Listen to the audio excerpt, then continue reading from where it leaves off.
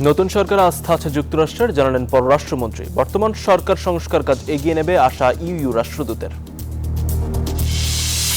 এই কৃষক ভাইদের জন্য আমরা দিতে চাই কৃষক কার্ড। কৃষক কার্ড থাকলে হাতে সেবা পাবেন সাথে সাথে।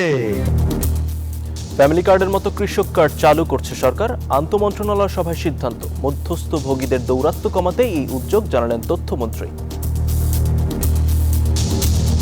ইনশাল্লাহ যত দ্রুত সম্ভব আমরা ফ্যামিলি কার্ডের মতোই কৃষক কার্ডের পাইলট প্রজেক্ট শুরু হতে যাচ্ছে। প্রবাসে বাড়ছে সফল বাংলাদেশি ব্যবসায়ীর সংখ্যা। বেশিরভাগের বিনিয়োগ রেস্টুরেন্ট ব্যবসায়, সৃষ্টি হচ্ছে নতুন কর্মসংস্থান। স্বাগত জানাচ্ছি প্রবাসী সংবাদে, সঙ্গে আছে আমি আসিফ সামাদ। নতুন সরকারে আস্থা আছে যুক্তরাষ্ট্র ও ইউরোপীয় ইউনিয়নের। সোমবার পররাষ্ট্র মন্ত্রণালয়ের সৌজন্য সাক্ষাতে ইইউ ও মার্কিন রাষ্ট্রদূত এসব কথা বলেন। পরে গণমাধ্যমকে এসব কথা জানান পররাষ্ট্রমন্ত্রী ডক্টর খলিলুর রহমান। বিগত সরকারের সংস্কার কাজ বর্তমান সরকার এগিয়ে নেবে বলেও আশাবাদ জানান ইইউ রাষ্ট্রদূত। নির্বাচনে নিরঙ্কুশ জয়ের পরে সরকারে এখন বিএনপি। অন্তর্বর্তী সরকার বিদায় নিলেও পররাষ্ট্রমন্ত্রীর দায়িত্ব সামলাচ্ছেন ডক্টর খলিলুর রহমান। নতুন পররাষ্ট্রমন্ত্রীকে অভিনন্দন জানাতে সোমবার পররাষ্ট্র মন্ত্রণালয়ে আসেন মার্কিন রাষ্ট্রদূত ব্রেন্ট টি ক্রিস্টেনসন। এই সময় পররাষ্ট্রমন্ত্রী ও পররাষ্ট্র প্রতিমন্ত্রীর সাথে বৈঠক করেন মার্কিন রাষ্ট্রদূত।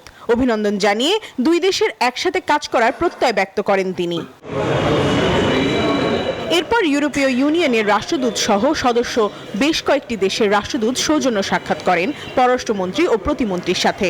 প্রতিনিধি দলে অংশ নেয় Germany, France, Italy, Spain, Denmark সহ বেশ কয়েকটি দেশের রাষ্ট্রদূত। ইউরোপীয় ইউনিয়নের সাথে অংশীদারিত্ব ও সহযোগিতা চুক্তি পিএসএ দ্রুত সই হবে বলে জানান ইইউ রাষ্ট্রদূত। বিগত সরকারের সংস্কারের কাজগুলো বর্তমান সরকার এগিয়ে নেবে বলেও আশাবাদ ব্যক্ত করেন তিনি। Our partnership and cooperation agreement is very near finalization, and we do hope that we will be in a position to sign this together with Bangladesh. So we are looking at this new government to continue with a series of reforms. পররাষ্ট্রমন্ত্রী doctor Khalilur Rahman জানান, জিয়াউর রহমানের পররাষ্ট্রনীতিতে ফিরছে বাংলাদেশ। বলেন, কূটনৈতিক সম্পর্কে গুরুত্ব পাবে এখন সবার আগে বাংলাদেশ নীতি। আমরা প্রতিটি দেশের সঙ্গে মিউচুয়ালি বেনিফিশিয়াল সম্পর্ক গড়ে তুলতে চাই অ্যাজ কো-ইকুয়ালস। এই সরকারের প্রতি তাদের বিপুল আস্থা, আমাদের সঙ্গে ঘনিষ্ঠভাবে কাজ করবার তাদের যে একটা প্রবল ইচ্ছা, সেটা আমরা দেখেছি। সৌজন্য সাক্ষাতে আসা রাষ্ট্রদূতরা বর্তমান সরকারের প্রতি বিপুল আস্থা রাখছে বলেও জানান পররাষ্ট্রমন্ত্রী doctor Khalilur Rahman. প্রমা Chowdhury, news 24, Dhaka. Family কার্ডের মতো শিগগিরই পাইলট প্রজেক্ট হিসেবে কৃষি কার্ড দেবে সরকার। সোমবার আন্তঃমন্ত্রণালয় সভায় এ সিদ্ধান্ত হয়। সভায় দ্রুত সময়ের মধ্যে সিদ্ধান্ত কার্যকরের নির্দেশ দিয়েছেন প্রধানমন্ত্রী তারেক রহমান। পরে এসব তথ্য জানান তথ্যমন্ত্রী জহিরুদ্দিন স্বপন। পর্যায়ক্রমে দেশের সব কৃষককে আনা হবে এই কার্ডের আওতায়। বাজেট আসে, বাজেট যায়, খালি থাকে প্রান্তিক কৃষকের খাতা। চাষাবাদের খরচের সাথে কখনোই মেলে না ফসলের লাভের হিসাব। নির্বাচনী ইশতেহারে কৃষকের ভাগ্য উন্নয়নে কৃষক কার্ডের প্রতিশ্রুতি দেয় বিএনপি। এই কৃষক ভাইদের জন্য আমরা দিতে চাই কৃষক কার্ড। সরকার গঠনের সপ্তাহ না পেরোতেই ফ্যামিলি কার্ডের মতো কৃষক কার্ড চালু করছে বিএনপি। এ নিয়ে দ্রুতই পাইলট প্রকল্প শুরু হতে যাচ্ছে। সোমবার সচিবালয়ে প্রধানমন্ত্রী তারেক রহমানের সভাপতিত্বে কৃষক কার্ড চালু সংক্রান্ত সভায় সিদ্ধান্ত হয়।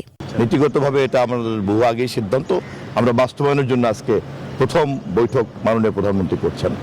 ইনশাল্লাহ যত দ্রুত সম্ভব আমরা ফ্যামিলি কার্ডের মতোই কৃষক কার্ডের পাইলট প্রজেক্ট শুরু হতে যাচ্ছে। কৃষকরা এই কার্ডের মাধ্যমে কি কি সুবিধা পাবেন এমন প্রশ্নের জবাবে মন্ত্রী বলেন, উৎপাদনের সাথে সংশ্লিষ্ট সকল সুযোগ সুবিধা এই কার্ডের আওতায় থাকবে। অল কৃষি উপকরণ, যে কোনো ধরনের সহযোগিতা তাকে করা, এবং সবচেয়ে বড় কথা হচ্ছে এই কার্ডের মাধ্যমে খুব একটা স্মার্ট পদ্ধতিতে বাজারের পরিস্থিতি, উৎপাদনের পরিস্থিতি, আবহাওয়ার পরিস্থিতি সবটাই কিন্তু তখন একটা ধারণার মধ্যে আসবে। কার্ডের মাধ্যমে কৃষি জ্ঞান, সার, কীটনাশক ও বীজ সহ সকল ধরনের কৃষি উপকরণে সরকারি সহযোগিতা সরাসরি পাবেন কৃষকরা।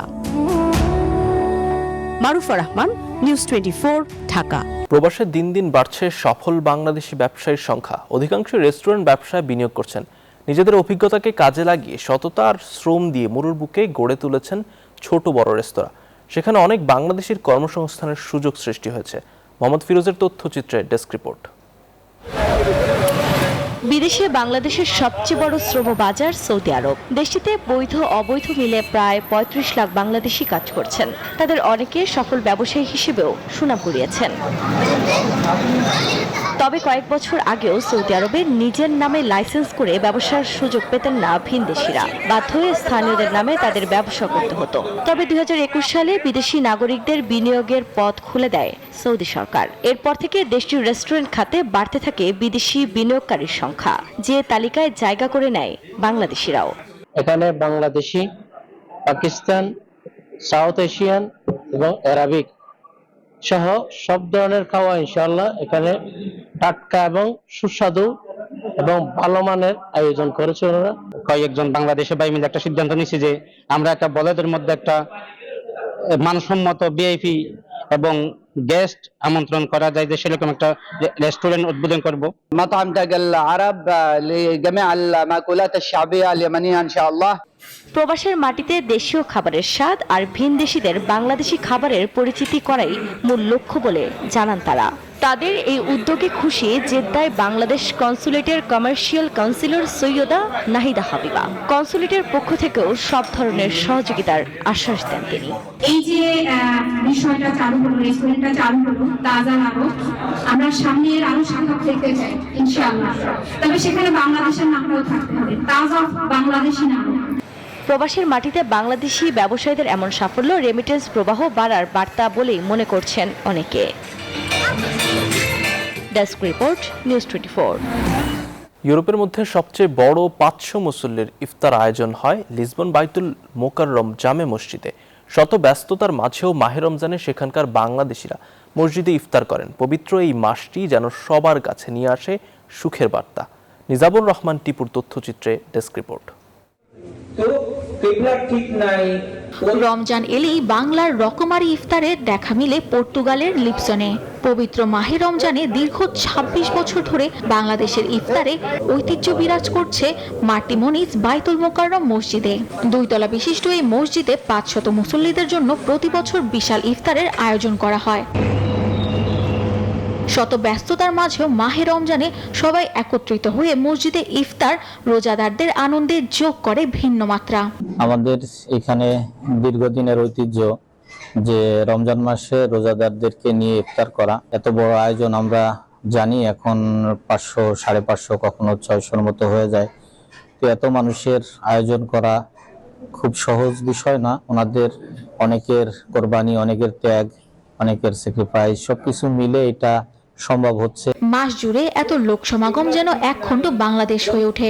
রমজানের শুরু থেকে বেশ জমজমাট ইফতার বাজার। ইফতারে পর্তুগাল প্রবাসী বাংলাদেশিরা রমজানকে উপভোগ করে দেশীয় আবহে। এবং আলহামদুলিল্লাহ সেই ৯৯ সাল থেকে এই পর্যন্ত প্রতি বছরেই ইফতারে আমাদের লোকজন বাড়ে। এখন বর্তমানে ৫০০ লোক ইফতার করে। পর্তুগালে ৫৮টি মসজিদ আছে, এর মধ্যে ২২টি মসজিদ রয়েছে বাংলাদেশিদের তত্ত্বাবধানে। আর শুধু লিসবনে বাংলাদেশিদের তত্ত্বাবধানে ৯টি মসজিদ রয়েছে। তার সবকটিতেই মুসল্লিদের জন্য ইফতারের আয়োজন করা হয়। Desk report, news 24। চীনে বেইজিংয়ে যথাযোগ্য মর্যাদায় বাংলাদেশ দূতাবাসে পালিত হলো মহান শহীদ দিবস ও আন্তর্জাতিক মাতৃভাষা দিবস। দূতাবাস প্রাঙ্গণে শহীদ মিনারে পুষ্পস্তবক অর্পণ ও পতাকা অর্ধনমিত করার মধ্য দিয়ে শুরু হয় দিনের কর্মসূচি। পবিত্র কুরআন তেলাওয়াত ও শহীদদের স্মরণে ১ মিনিট নীরবতা পালন করা হয়। রাষ্ট্রদূত মোহাম্মদ নাজমুল ইসলাম ভাষা শহীদদের প্রতি শ্রদ্ধা জানিয়ে মাতৃভাষার মর্যাদা রাখতে সবাইকে ঐক্যবদ্ধভাবে কাজ করার আহ্বান জানান। অনুষ্ঠান শেষ হয় বিশেষ মোনাজাত ও ইফতার আয়োজনের মাধ্যমে। ঢাকা সহ ৬ সিটি কর্পোরেশনে প্রশাসক নিয়োগ হলেও সঠিক সময়ই হবে স্থানীয় সরকার নির্বাচন। সরকার গঠনের পর প্রথমবার নয়াপল্টনে গিয়ে এমন মন্তব্য করেছেন বিএনপি মহাসচিব ও স্থানীয় সরকার মন্ত্রী মির্জা ফখরুল ইসলাম আলমগীর। এ সময় তিনি জানান দলের ত্যাগীরাই পাবেন সংরক্ষিত নারী আসন। মির্জা ফখরুল বলেন, আওয়ামী লীগের কার্যক্রম এখনও নিষিদ্ধ, তাদের অফিস খোলার কথা নয়। নির্বাচিত সরকার গঠনের পর থেকে জোরে সোরে আলোচনায় স্থানীয় সরকার নির্বাচন। দেশের 6টি সিটি কর্পোরেশনে কারো মেয়াদ শেষ, আর কোথাও আবার অন্তর্বর্তী সরকারের আমলে নিয়োগকৃত প্রশাসক বাতিল করা হয়েছে। এর মধ্যে নতুন প্রশাসক নিয়োগ দিয়ে প্রজ্ঞাপন জারি করেছে জনপ্রশাসন মন্ত্রণালয়। নিয়োগ পাওয়া প্রশাসকরা হলেন ঢাকা দক্ষিণ সিটি কর্পোরেশনের মোহাম্মদ আব্দুস সালাম, ঢাকা উত্তর সিটি কর্পোরেশনের মোহাম্মদ শফিকুল ইসলাম খান, খুলনা সিটি কর্পোরেশনের নজরুল ইসলাম মঞ্জু, সিলেট সিটি কর্পোরেশনের আব্দুল কাইম চৌধুরী, নারায়ণগঞ্জ সিটি কর্পোরেশনের মোহাম্মদ সাখাওয়াত হোসেন খান এবং গাজীপুর সিটি কর্পোরেশনের মোহাম্মদ শওকত হোসেন সরকার। ঢাকা দক্ষিণ সিটির প্রশাসকের দায়িত্ব পেয়ে বিএনপি চেয়ারম্যানের উপদেষ্টা আব্দুস সালাম জানালেন, নাগরিক প্রত্যাশা পূরণে কাজ করার কথা এবং সবাই সম্মিলিতভাবে আমরা কিভাবে এটাকে আরো ঢাকা শহরটাকে বাসযোগ্য করতে পারি সেটার জন্য সবাই মিলে আমরা চেষ্টা করব যাতে ইনশাআল্লাহ আমরা সফল হতে পারি। মানুষ ট্যাক্স দেয়, মানুষ চাবে যে তার যে সমস্ত অভাব অভিযোগ আছে বা তার যে পাওনাটা আছে সেই পাওনাটা যাতে অন্তত সিটি কর্পোরেশন দিতে পারে। নিয়ম মেনেই 6টি সিটিতে প্রশাসক নিয়োগ দেওয়া হয়েছে বলে জানালেন বিএনপি মহাসচিব ও স্থানীয় সরকার ও পল্লী উন্নয়ন মন্ত্রী মির্জা ফখরুল ইসলাম আলমগীর। সরকার গঠন ও মন্ত্রিত্ব পাওয়ার পর সোমবার প্রথমবারের মতো নয়াপল্টন বিএনপি কেন্দ্রীয় কার্যালয়ে এসব কথা বলেন দলের মহাসচিব। না, স্থানীয় সরকার নির্বাচনের বেশি কত নিয়ম কানুন আছে তো সরকারি এবং যে প্রথাগুলো আছে সেগুলো কতগুলো মেয়াদ সেই কতগুলো মেয়াদ শেষ হয়ে গেছে, সবগুলোকে এক জায়গায় নিয়ে এসে আমরা সরকারের তরফ থেকে একটা সঠিক সময়ে এই নির্বাচনগুলো দেওয়ার ব্যবস্থা আমরা করবো। তবে নিঃসন্দেহে এই নির্বাচনকে প্রাধান্য দেওয়া হবে।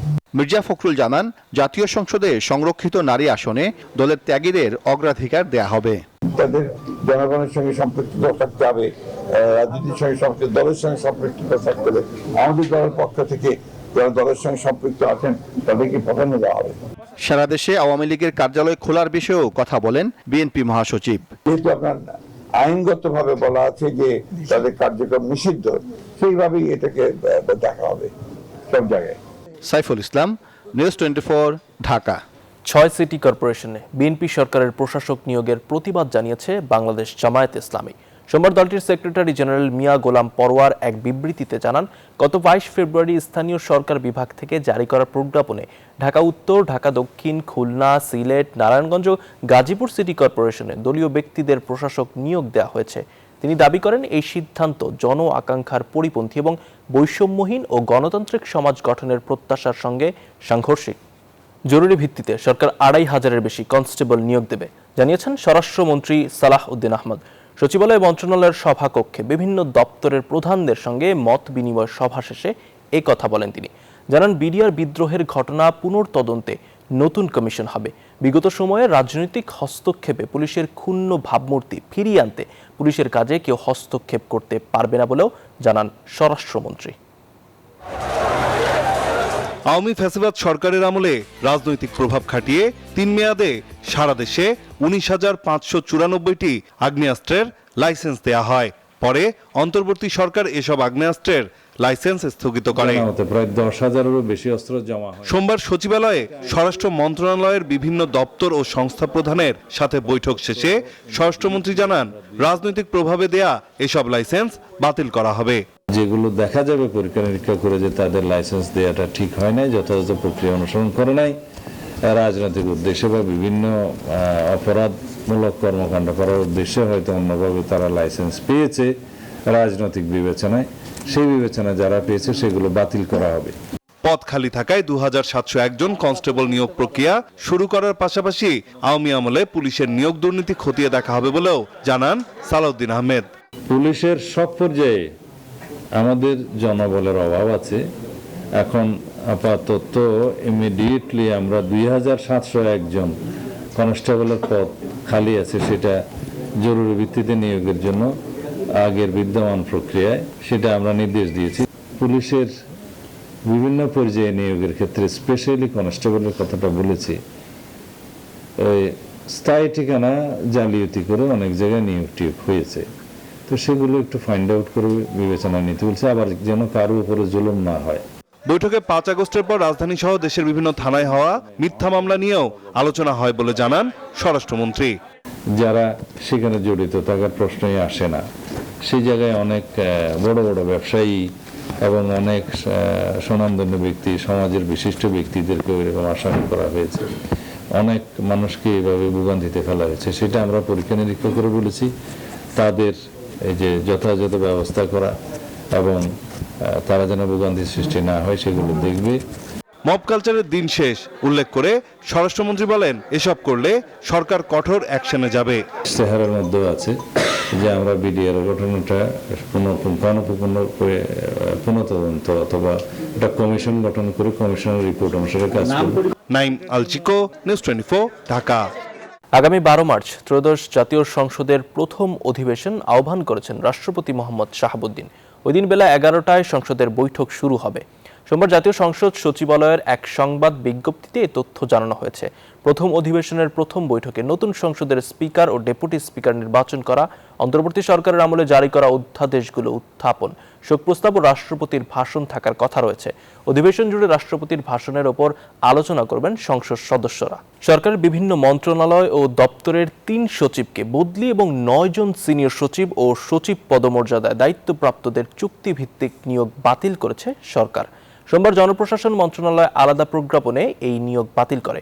নিয়োগ বাতিলকৃতরা হলেন পরিকল্পনা কমিশনের সদস্য AM আকমল হোসেন আজাদ, ভূমি আপিল বোর্ডের চেয়ারম্যান মোহাম্মদ ইউসুফ, মহিলা ও শিশু বিষয়ক মন্ত্রণালয়ের সিনিয়র সচিব মহম্মতাজ আহমেদ, তথ্য ও প্রযুক্তি মন্ত্রণালয়ের সচিব শীষ হায়দার চৌধুরী, বিশ্ব ব্যাংকের বিকল্প নির্বাহী পরিচালক বেগম শরীফা খান, স্বাস্থ্যসেবা বিভাগের সচিব মোহাম্মদ সাইদুর রহমান, জাতীয় পরিকল্পনা ও উন্নয়ন একাডেমির মহাপরিচালক সিদ্দিক জুবায়ের, পরিকল্পনা কমিশনের সদস্য মোহাম্মদ মোখলেসুর রহমান ও পরিকল্পনা কমিশনের কাইয়ুমারা বেগম।